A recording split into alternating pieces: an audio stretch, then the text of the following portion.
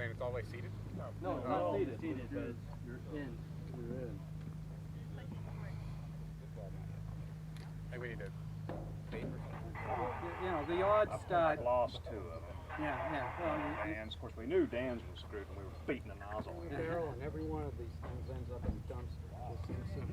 Well, we're back this time with a bigger motor. This is the second time this thing's flown. Last year we had a little accident. We got some altitude before it blew, but we had a bad case on it. But I got a bad batch of R45. I think I've got the equivalent weights down on this deal, but it's got about 38% more impulse than the largest P motor I've actually flown before. It works out to be about a P9265, but we went to a packable base. So had Bob Brown and Lance Lichtig's help on that, so if something bad happens, I don't blame them. It's on their field. That's right. Right. And plus Bob's name's on the waiver too, so I got an out. There you go. Well, good luck. Thanks, man. Yeah, we're good. Take your time.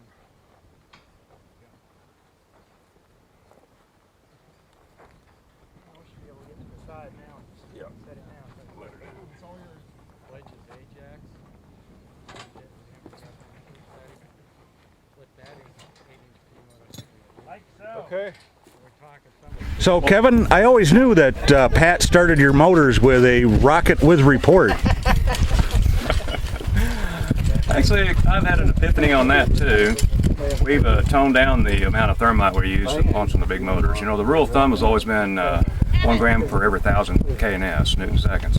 And that works well up to about 6,000 Newton seconds. And I was talking to David Reese, he said you and I had the same epiphany at the same time. So we've drastically reduced the amount of copper thermite we're needing for like the big Ps, because 35 to 40 grams of copper thermite is ridiculous. I've actually had one on a thrust stand where when it went off, it was 251 psi and about 114 pounds of thrust, and I really don't need a lot of P motor with a grenade.